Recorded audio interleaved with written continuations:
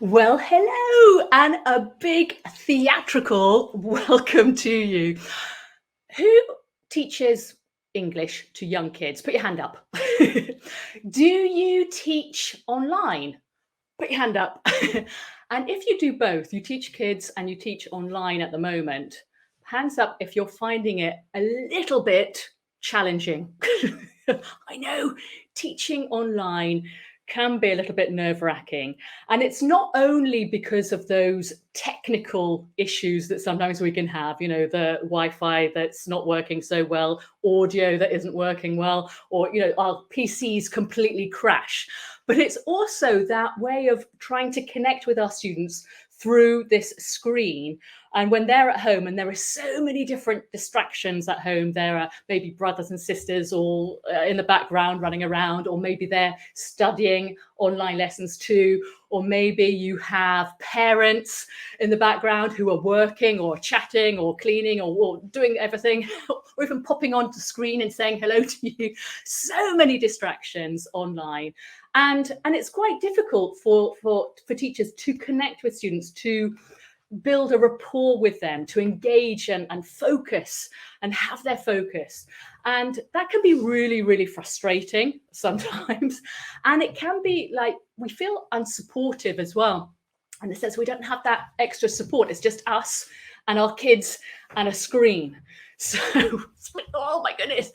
So today I am very, very excited that I have a very special guest to join me all the way from Canada, who is going to share with us some of his teaching experience, because he is an expert in teaching children online English.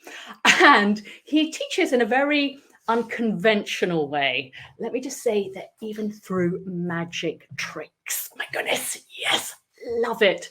So later on, I'm going to, in a second, I'm going to introduce to you Michael Venn. He is going to be joining us from, let me just fix my computer there. He's going to be joining us from Canada, and he's going to be sharing with us his teaching experience. I'm Miranda. I teach young children English as a second language, and I am so excited to have Michael join us today, Teacher Michael, because he is, as I said, an expert in teaching young children English as a second language, and he teaches through his vast experience and that he has teaching through drama, through puppetry, through magic, and he's an expert in circus and clownery as well, all mixed together. Absolutely amazing. And he's here to talk to us about his experience and to share with us also a couple of maybe tips and tricks that we can actually use to engage better with our students if we're teaching online or even offline, but especially for students who are studying online. Michael has got a lot of experience, and he's since 2018 he started teaching online. So 4 years experience of teaching kids online all over the world. So I can't wait for you to meet him. So without further ado, let me introduce you to Michael Venn. Drum roll, please, and welcome, Michael. Let me get you in to join us. Yes, welcome, Michael. Welcome. Hello, thank you. What a wonderful introduction. I need you to just follow me around to every room that I enter. I will. Such a warm greeting. So thank you. No, it's a pleasure. I love your work, Michael, and it's such a pleasure to have you here with us, because I know that teachers, as we're just chatting just now, you and I was saying that so many teachers find it so uncomfortable teaching online, because not for a lot of teachers the last couple of years it hasn't just been a choice to teach online. They have actually been forced to teach during this pandemic, and so it's not something that comes naturally. It's something that they feel a little bit uncomfortable with. And so actually talking to an expert who actually chose to teach kids online is fantastic. And I think that your experience as well can really help transfer some tips and tricks and suggestions and techniques that you have to other teachers. So let me just dive in first of all with Mike. I've got a whole list of questions to ask you. So you're going to be here for at least 3 hours now. Let's go. So my first question is, what do you think is the biggest difference between teaching face-to-face and teaching young students online in your experience? So I think one of the most obvious parts of that is like definitely the technical aspect. A lot of teachers, when they go into a classroom, you don't have to know how to use a camera or lighting equipment. You're not necessarily worried about what everything looks like in your background. So that's definitely been a challenge for, I think, a lot of teachers is how do I make sure that I look good on camera and that I'm well lit and that I look professional and all of those sorts of things. But I think more important than that is how you interact with your students. And I think in the classroom, or maybe I should say through the camera, you really have to kind of turn your personality up a little bit to kind of reach through the camera and really engage with the students. So maybe sometimes when you're teaching in front of a live classroom full of students, or even just one-on-one, you can be nice and gentle and this is what we're going to do and da da da da da da da. But I think sometimes through the camera, that comes off as being a little bit flat and a little bit boring and a little. So I think So it true. requires a little bit of extra energy to really push yourself through the camera into the room where your student is, and really try to connect with them that way. So That's so true. I totally agree with it. It's like you have to, as you say, it's like turning on a light switch, isn't it? You've got to like be extra. yeah, Just be extra you. Still you, but just extra. a little bit, yeah. Which is it can be exhausting. It can be for people who don't naturally come towards that. Like it can be exhausting, but that's certainly one big difference. Absolutely. And which do you have a preference between teaching face to face and online? Would you say there was a preference? I prefer this or that, or would you Yeah. regard that they're two different, completely separate things? I like both. Yeah, I do like both, but I think just because I have more experience teaching online, and I've kind of built my teaching style around the camera and how to connect through through video. I think it's become my preferred way to connect with students. And I think over the course of this time together here, I'll talk a little bit about why. There's certain things that you can do when you're teaching through video that aren't as effective in the classroom. And so, yeah, I prefer video, I think. Absolutely. No, that's very interesting. Interesting, actually. Well, I know that you have a theatrical background, Michael. You have worked extensively touring also with productions for young audiences. So you have a very clear idea of what it's actually like to feel that energy of young learners, of Mhm. to know what kind of engages them more, what motivates them more. As you said just now, that connection also with body language and being extra in the camera with that energy is very important. So you have that very clear idea. But what about, because you were telling me earlier, this is like, I love this story.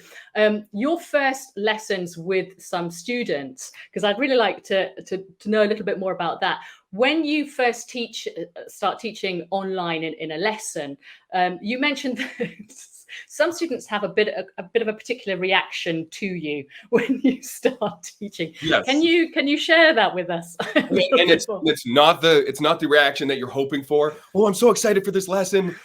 Let's get things started. No, it's, being a male teacher with, a dark beard, oftentimes when the camera is off and then it opens up, the kids look at me and go, "Ah, who is this man? Who is this Really strange guy scary. on the computer?" And they're not necessarily very warm towards me in those first few moments. So I had to learn very quickly on how to, make that first moment like nice for those students, make it softer, to make it like fun and no, you don't have to cry, you don't have to run away. This is going to be a fun, enjoyable experience.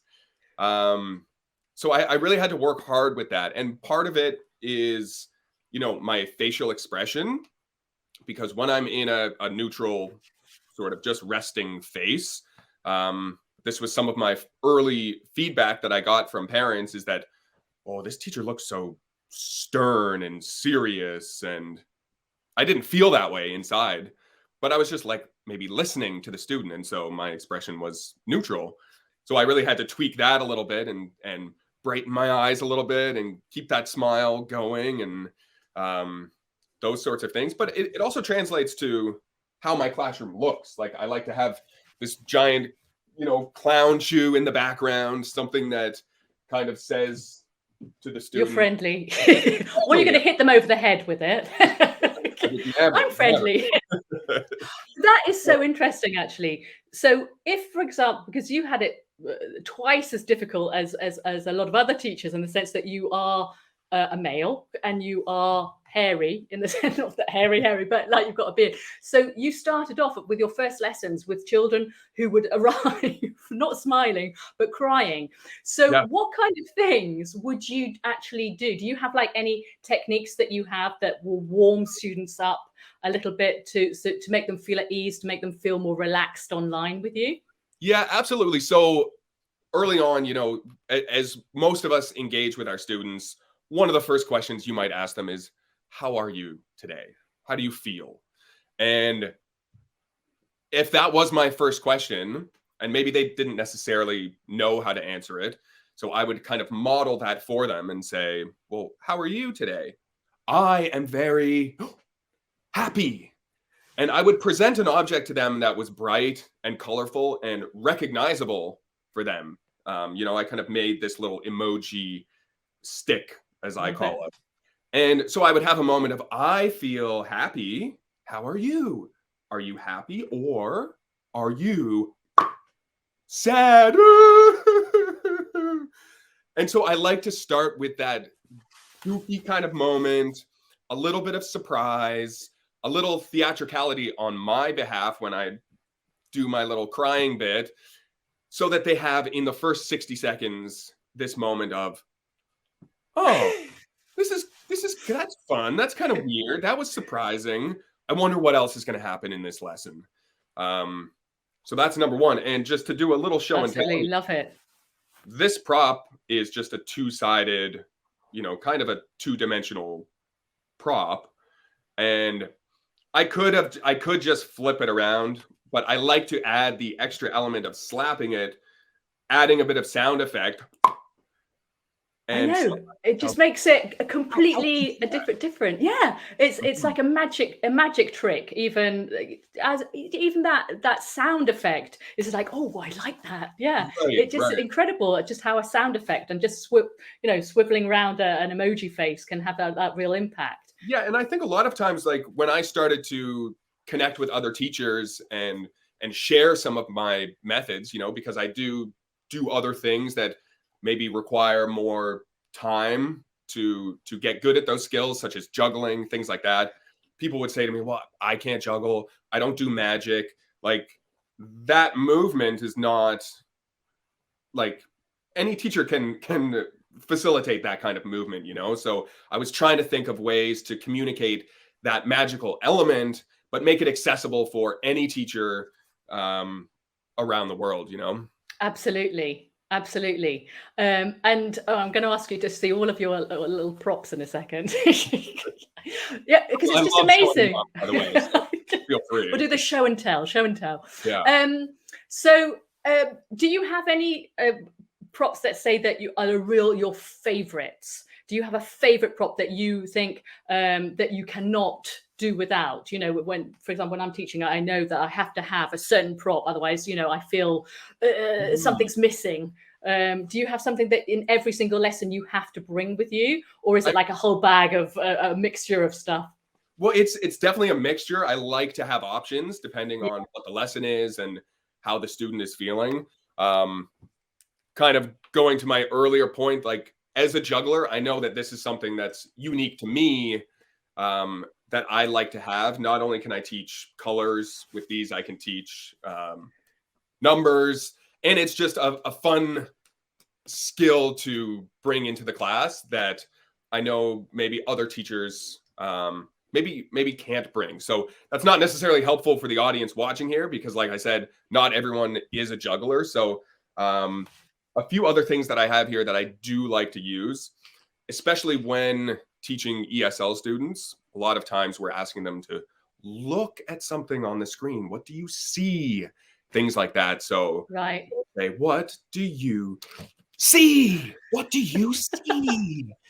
And having something like this that's a little cartoony, it's fun, but it also reinforces the educational component. So I really like to use. Absolutely. We're looking. Did you make that? Did you make those, Michael? I did, yes, yeah. So these are made out of like craft styrofoam balls. Right. 2 big balls that I glued together, and I bought some giant like googly eyes that I glued on there. Love it. Covered the back just with some electrical tape, and then I got some big fuzzy pipe cleaners just to accentuate the eyebrows.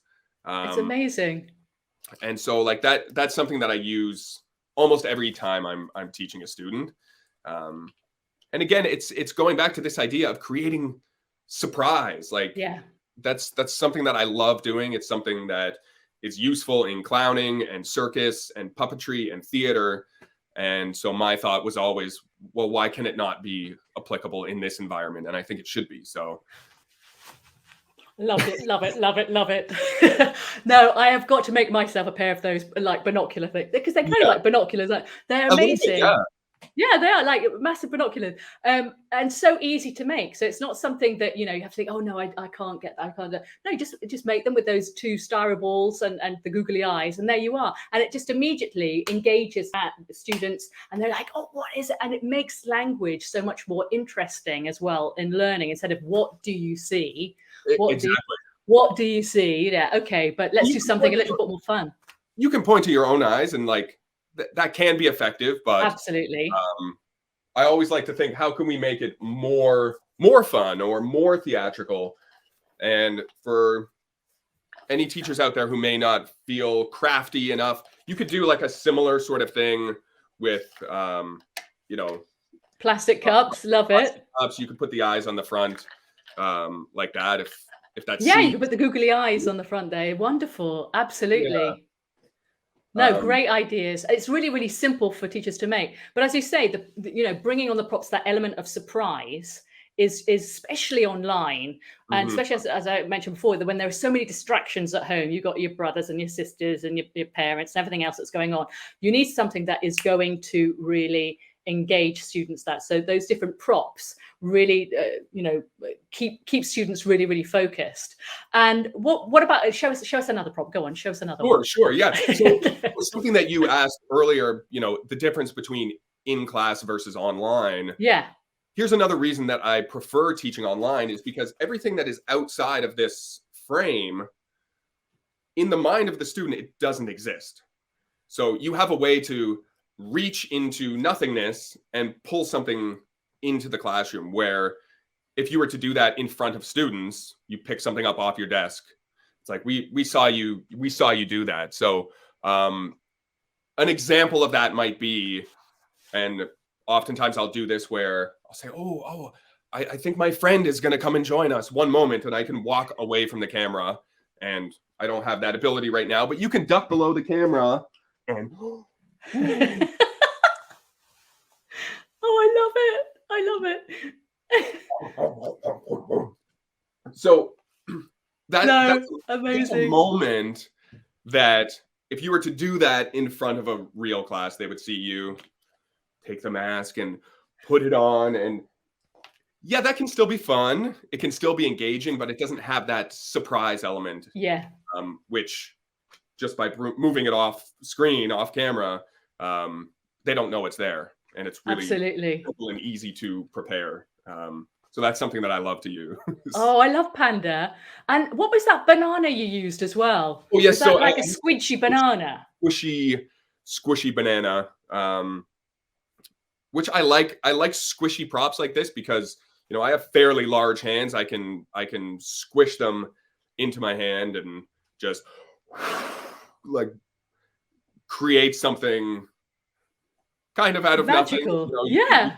things disappear or appear as you see fit. So I like to look for those types of props that can get squished or hidden somewhere.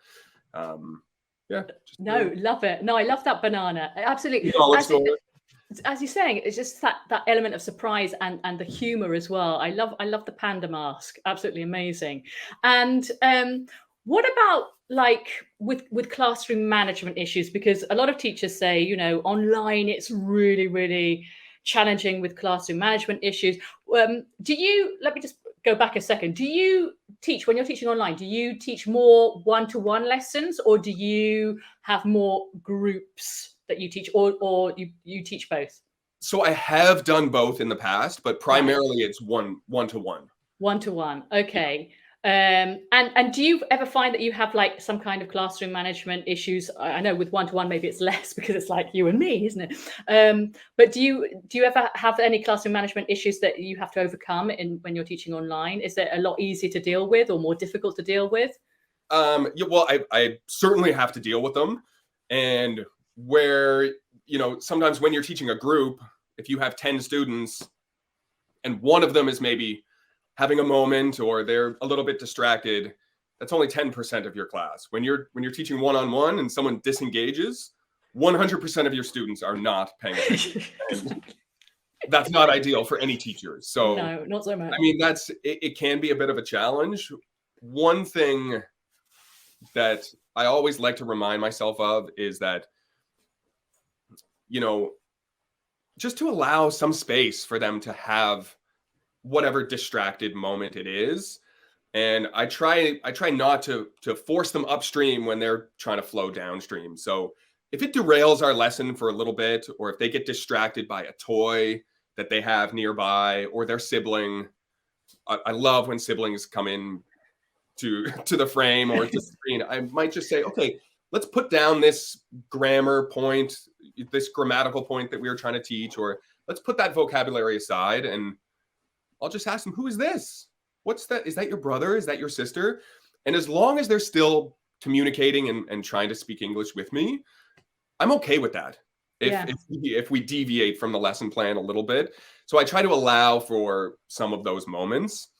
Something else that I often see is that they're fidgety. I'm a student or an adult who has ADHD. I grew up with lots of energy and I was very disruptive in class. So I relate to students who have that kind of energy. And when I encounter that or when I recognize it, I love to break the lesson, take a moment and say, okay, let's shake it out. And I'll ask, like, show me your hand. We're going to count to 5 and let's shake together. And we'll go 1, 2, 3, 4, 5. And we'll go with the other hand, 1, 2, 3, 4, 5. And then the foot or the leg, 1, 2, 3, 4, 5. The other one, 1, 2, 3, 4, 5. And then we'll count down to 4. 1, 2, 3, 4. 1, 2, 3, 4. 1, 2, 3, 4. And then 3. And then 2. And by the end, it's this crescendo of 1, 1, 1, 1. Love it. And so it's like a brain break, isn't it? Yeah, like it releases some of that energy, gives their brain a break. They're still practicing numbers. They're still practicing speaking. So yeah, that's the type of moment that I try to look for, and yeah, instead of fighting against it, just embrace it in a way. Embrace it. Go with the flow. Be flexible. Yeah, if possible. If possible. Not always possible, but if possible. If possible. In fact, you were saying something about if you're also introducing grammar points. This is another thing that I think also teachers are a little bit wary about. How can you teach grammar online? How a question to you: how much grammar do you actually teach on your lesson? Do you do, for example, also reading and writing activities, or are you mainly speaking and listening comprehension activities? What's the mixture of your lessons? Mm-hmm. So that can be tricky online because students don't always have a pen and paper nearby, or maybe they're not proficient at typing and using the chat function. On whatever platform we're using. So primarily, I'm focusing on speaking, English comprehension, reading, that sort of thing. The lessons sometimes go into grammar, But I will admit that's probably the most challenging part of teaching online. I do find some of that very, very difficult. Mm. So yeah, it's mainly focused on speaking, listening, and reading.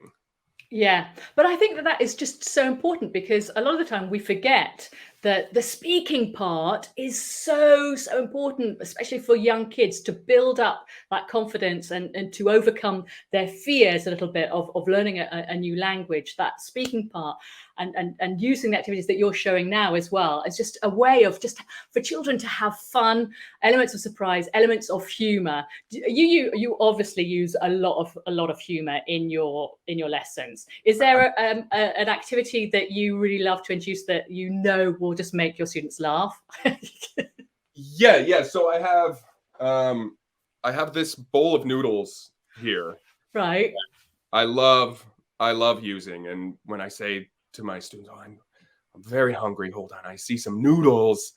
I want to eat these noodles." Hum, hum. And sometimes I'll use chopsticks and eat them this way. Hum, hum, hum. The noodles are gone. Where did they go? And I love when the student will say, "Oh, down below." Maybe they don't have the words, but they can use their actions. Down below, down below. And I'll look down. And, no, where are they? Where are they? And they'll say, "Ah, they're down, they're down. Oh, look over here, around. No, I can't see them." I love it. And then finally, then we have a teachable moment here of, oh, the noodles are under. They're under the bowl. Now they're in the bowl, and they're under the bowl. So that's the kind of thing. It's drawn from that world of clowning where you're allowing yourself to kind of be the dunce in a way, the butt of the joke, and say like, "Oh, isn't our teacher? He's so dumb. He doesn't even know that." Like, I can see it. Everyone can see it. But no, it's so amazing. Silly. Let me teach you. Let me show you where it is. And I think when you can switch that power dynamic a little bit and allow yourself to not be the authority figure and not be in that position of, "Oh, I'm all knowledgeable teacher. Please listen to me." I think it connects with students in some way. So true. So true. It helps build that rapport with students in a way that other things don't. Absolutely. I love that trick. I love it. And you also use puppets in your lessons as well, don't you? You use a bit of puppetry to bring another element of surprise into your lessons. Do you have a favorite puppet that you use in your lessons? So I have one nearby. He's my little friend. We'll see if he's ready to go on camera. Maybe I'll brush his hair a little bit. Whoa! Hi, what's your name? Hi. Oh, I love him. This is Jay, and I like using Jay. He's got a very expressive mouth, and super easy to use, easy to get on and off. And this, I use him to kind of have sometimes mini conversations. How old are you? I'm 5. Wow, you're 5. And where are you from? I'm from Canada. Where are you from? So I like to kind of use puppets to demonstrate to the students, this is what I would like you to do, right? We're going to model it for you, and then maybe the puppet can go away, or you can engage with the puppet. And just show them like, this is what I'm expecting of you. And I can use that sometimes also to go back to the classroom management as a classroom management tool. Oh, look, Jay, he's listening. Good job, Jay. Yes, you're listening very well. Can you listen? Put your toy away. Can you listen?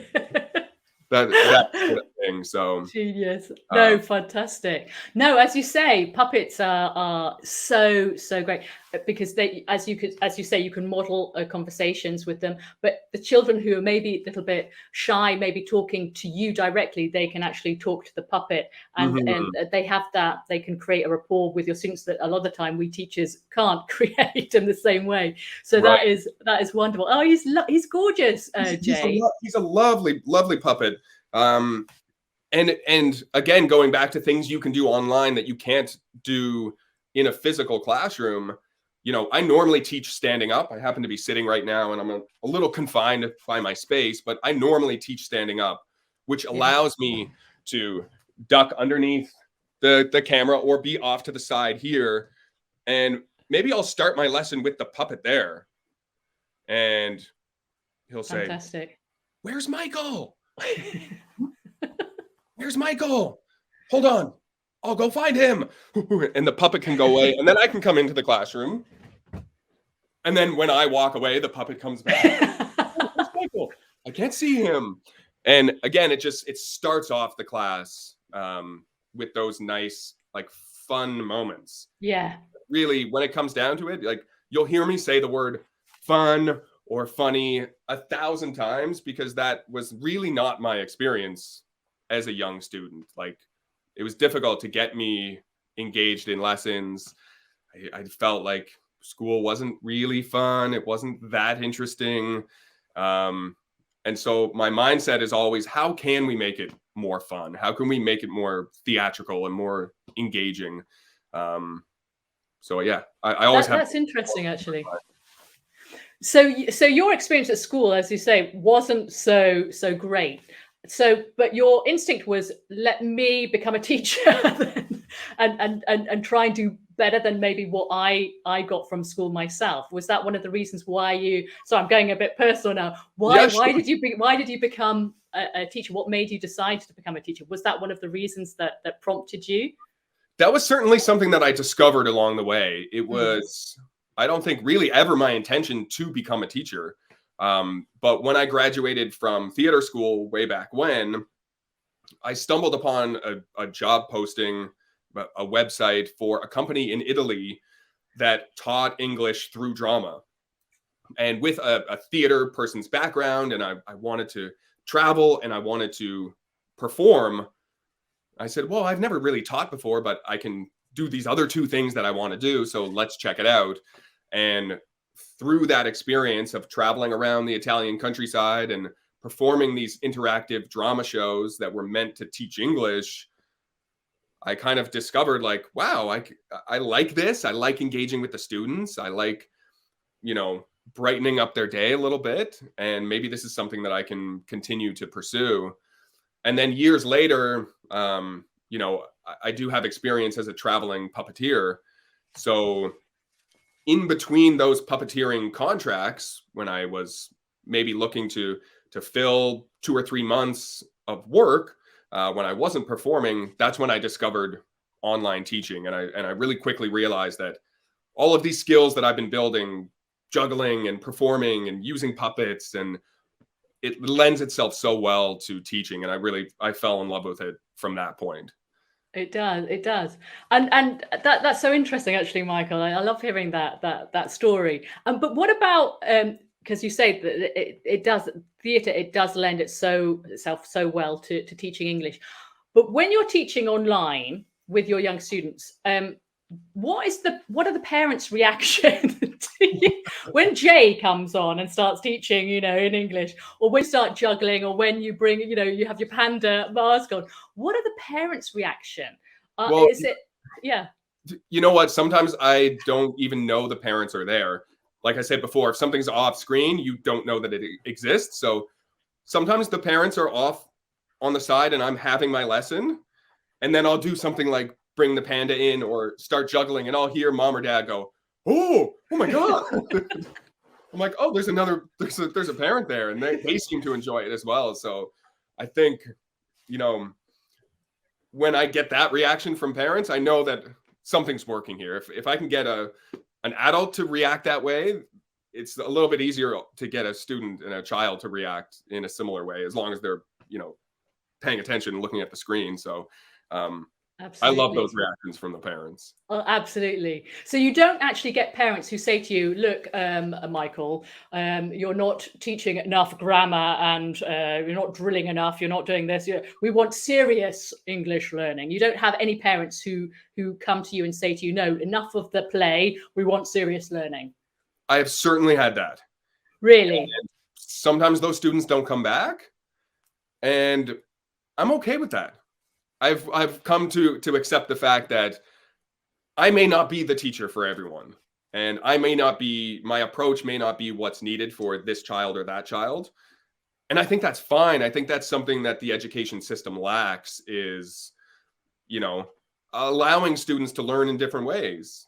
When you take 30 students or 20 students and say, we're going to teach you all this exact same way, they're not going to respond. Like 100% of them are not going to respond well to that. So I think online, and especially when you're teaching one-to-one, it's very easy for the parents to say, no, Michael is not my teacher. I'm going to go over here.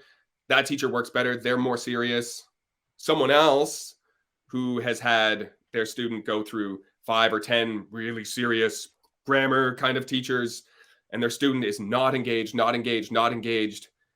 And then they come to this lesson and the kid's leaning in and they're speaking and they're listening and they're saying, book his class again. I want to go back. Those are the moments that I look for and that I live for, is a student becoming excited about learning. And so for me, like, I'm always reminded, one of my favorite quotes is from Jim Henson, who created the Muppets.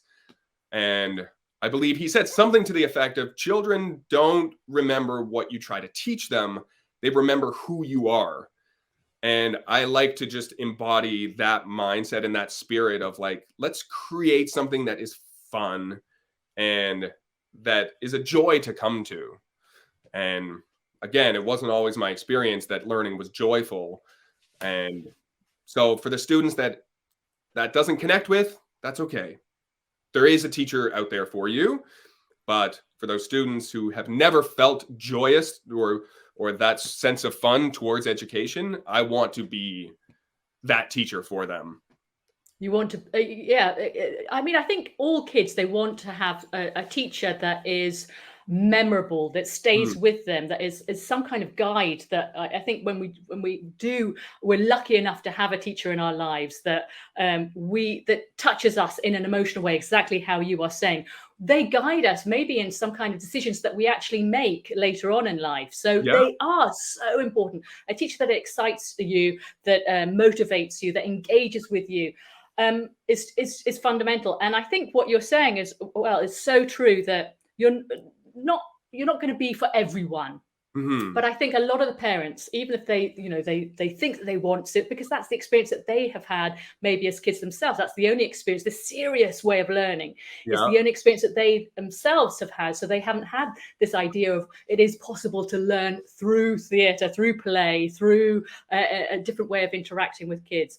But I think what you're saying is just so important, Michael, because it's really, I think parents, what they really want is to see their kids excited about learning, excited about communicating in English, excited about wanting to come back and to the next lesson.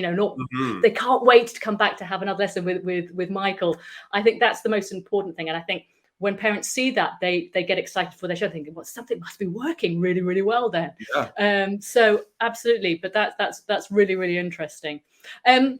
Let me ask you another question about, all my questions, about your work. What I love watching you as well is you're so great with working with a camera. When you you block the camera and then you're off the camera, and you block the camera, you come back on. What other ways do you use that method of blocking the actual camera and surprising the kids in different ways? Do you have other techniques, other tips and examples that you could give us? For sure, yeah. One thing that I use quite a bit is so you can block the camera and maybe try to disappear in some way. Yeah, love that. That's effective. That works. Another thing that I like, again, that you can do online that you can't do in a physical classroom, is to reach into the camera or beyond the camera, and maybe you pull something. What is this? Oh, and I'll say to myself, what should I do? Pull. Let's pull. Whoa. It's a pencil. Let's draw. Let's write. Something like that. So just that simple movement of, right, she's gotta orient myself to this camera here. But yeah, just reaching beyond the camera. Fantastic. And I love that. And it's so effective. It does actually really, really look as though you're pulling something out from the screen. It's amazing. And have you got any other props that you would like to show us? What are your Yeah, any so other like, favorite things? so some of them have been kind of put in storage or put away in some. You have to put like have a massive garage to put everything in, don't I you? mean, Like I've got these little boxes and bins and boxes. buckets where I kind of group different props together. I'm sure I could demonstrate it without using the actual prop. Yeah. Maybe I can use one of these things. I do like to play like ping pong with my students. Okay. I love to try to create this illusion or the idea that something is being transferred back and forth between the two of us. So once upon a time, I had created a stick with just a little ball on the end of it, and when I would hold up the ping pong paddle, I could, push the ball beyond the camera and have them hit it back to me. Ooh, here it comes. Ooh, it's back to you. Ooh, back to me. Like that. And we'll go back and forth and it kind of, I love that. I don't know. There's something playful about that. And it Absolutely. And you can it still kind of makes it count seem with like, that as well. yeah, it makes it seem like they're affecting my environment and I'm affecting their environment. And it helps to establish that connection with your student. This is not just a teacher who's maybe on the other side of the world. This is someone who I can have an effect on them and they can have an effect on me like that. So playing ping pong is a great way to kind of use depth and the perspective of the camera in that kind of way. That's absolutely amazing. And do you actually come and wear different costumes? You showed us your panda mask. Do you sometimes actually come dressed up as a character or something like? Do you actually use a lot of costumes when you're teaching? I don't use a ton. There have been moments where, again, if there's a holiday, whether like if it's Halloween or something like that, Okay. Maybe I'll wear a costume. And that first moment, like, let me see. Yeah, back here, I made myself a pair of nunchucks. I'm a huge Ninja Turtles fan. And so I do remember there was a time around Halloween where I was building myself a Michelangelo costume. And so that's how I started the lesson, with my bandana and I had my green mask because we were all wearing masks. And I just had this green Michelangelo costume and I would grab the nunchucks, and that's how we started class. So it's not something I do every day, but for those rare moments or the times when it makes sense, it's a great way to create something memorable where your students like, that I want more of that, whatever that. Absolutely. No, so true. And what about homework? Going off topic a little bit. What about homework? Do you actually, through these wonderful lessons that you actually have online, do you give a lot of emphasis to homework after your lesson is finished, or do you think, no, let's just use that time that we have online together during the lesson, let's make the most of that? What's your policy about giving homework or not giving homework? So I generally have not been someone who gives homework. And part of that is the nature of how I've been teaching some of my lessons. So when I was working for other companies who had sort of created the curriculum and created the framework that we were working within, my job and my role was to be the person who's conducting live lessons and encouraging them to speak. And then when that lesson finished, they would be prompted on their app or through the website, now you can do homework over here. So that really wasn't part of what I was doing. And then also just like, again, some of this is just going back to my own perceptions of being a young student. I don't want to do homework. I never liked homework. I'm like, let's have this moment here. Give yourself some time to absorb it.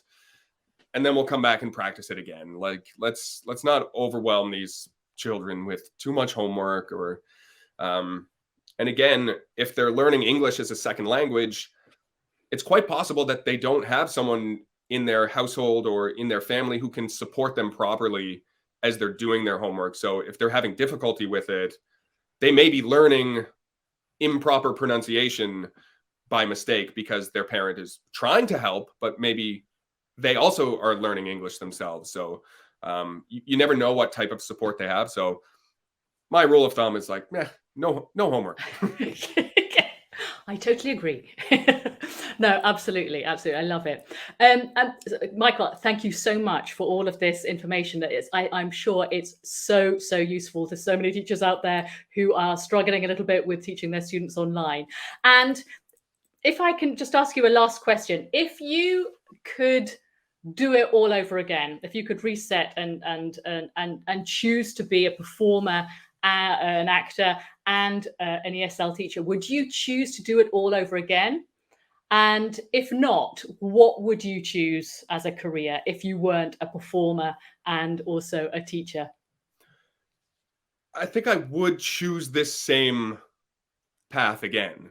This is, I feel sometimes when we're looking for employment opportunities, the dream is to find that balance between what you like, what you're good at, and what you can offer the world. And so I feel like and it's taken me time and some trial and error to get to this area where I like what I'm doing.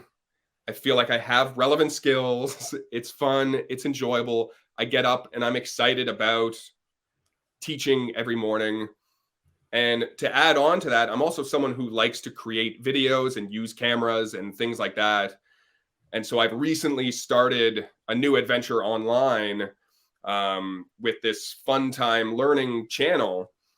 And part of the goal there is to provide learning videos for teachers and homeschooling parents that are fun and that are engaging. Like they're short videos, but the fact that I'm able to combine circus, performing, teaching, cameras, video editing, all of those sorts of things that I love doing, I would do it again. I would. Do it all over again. But Yeah. that's incredible. That's really incredible. And one very last question. Yes. If you could give just one suggestion to a teacher out there who is thinking about starting to teach online to kids, what would be the most important suggestion that you could actually give them? Advice, tip, trick? What would you suggest to them? Well, I would say that, like, in the age that we're in, where there's so much instructional content on YouTube and elsewhere, there are people who have done this before you for sometimes many years. There's a lot of resources out there. So I would say look for some of that information. You have a channel that provides a lot of tips and practical ideas for teachers that they can say, maybe this is new to me. Let's go over here, take a little bit about what Miranda's doing, maybe take a little bit about what Michael's doing, and apply that. So I would say, like, do a little bit of research, figure out something that maybe works for you. And then again, like, just take it slow. Like, you don't have to do a whole career overhaul and say, I'm never teaching in person again, and I'm only ever teaching online from now until forever. Like, you can start slow. You can start on the weekends, early mornings, in the evening, dabble in a little bit, slowly build that skill set, and then decide for yourself, either this is for me or it's not. So true. So true. Michael, I cannot thank you enough for all of your wonderful advice, your suggestions, your tips, your tricks, your props. Absolutely fascinating. So thank you so much for joining us, and to all of the teachers who are also taking in all of your tips and tricks that you have been sharing all with us today. So thank you so much for being with us again. Thank you. Well, thank you for having me. It's been an absolute pleasure, and maybe we'll do it again sometime.